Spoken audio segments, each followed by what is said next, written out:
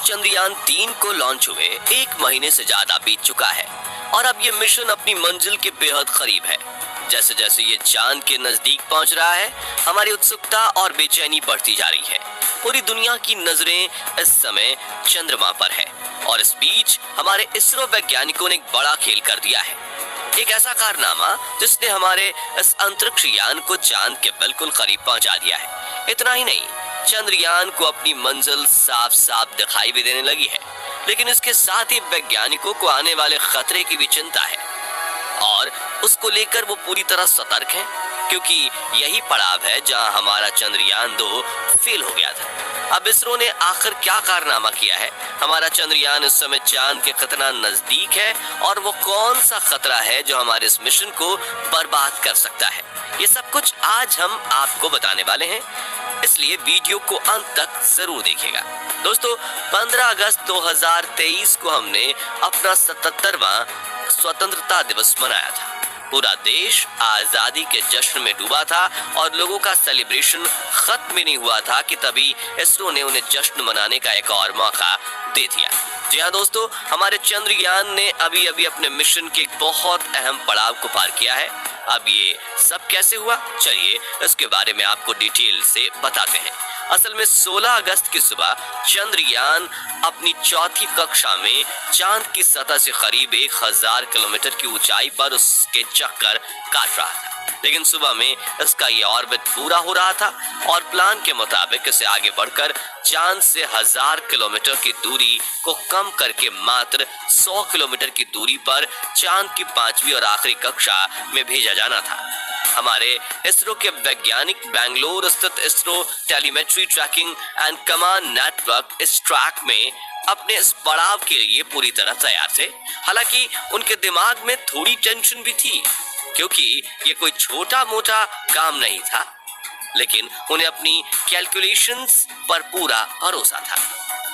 इसी के चलते सुबह के करीब 8:39 पर वैज्ञानिकों ने एक बटन दबाया और चंद्रयान के इंजन को चालू करके उसे चांद की 100 into 100 किलोमीटर वाली 5वीं कक्षा में धकेल दिया। अब ये कहने में जितना सिंपल है, असल में करना उतना ही ज्यादा कॉम्प्लेक्स, क्योंकि वैज्ञानिकों को लाखों किलोमीटर दूर पृथ्वी पर बैठे बैठे ही अंदाजा लगाना था कि चांद को एग्जैक्टली किस समय, किस दिशा और किस रफ्तार से आगे भेजना है, और ऐसा करने के लिए उन्हें कितनी देर तक और कितनी पावर से इंजन को चालू करना होगा, क्योंकि इस काम में गलती की गुंजाइश बिल्कुल ना के बराबर थी।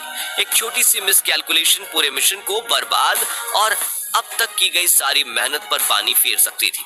लेकिन हमारे वैज्ञानिकों ने बिना कोई गलती किए इस काम को सफलतापूर्वक अंजाम तक पहुंचा दिया।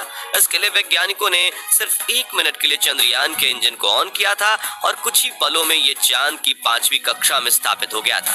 ये पड़ाव इस मिशन के लिए बहुत बड़ी अचीवमेंट थी, क्योंकि ये चांद पर चंद्रयान का आखिरी ऑर्बिट था।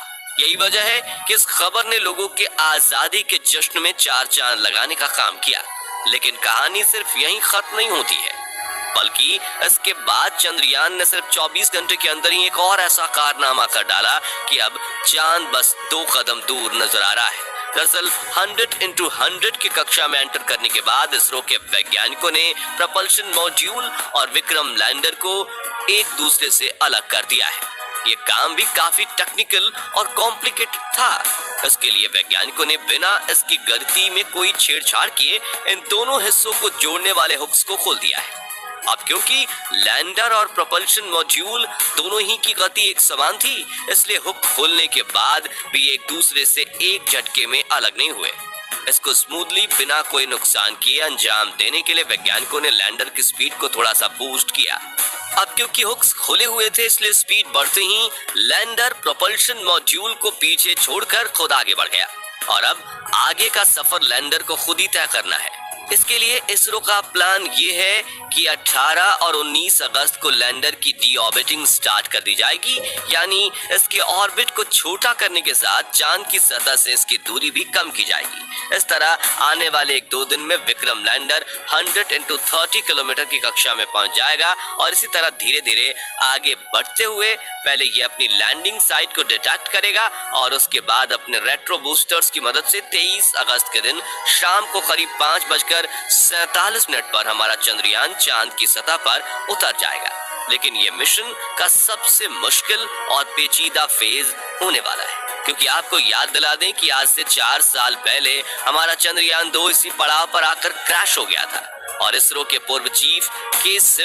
का प्रधानमंत्री के कंधे पर सर रखकर रोने वाला मंजर आज भी हमारे जहन में ताजा है।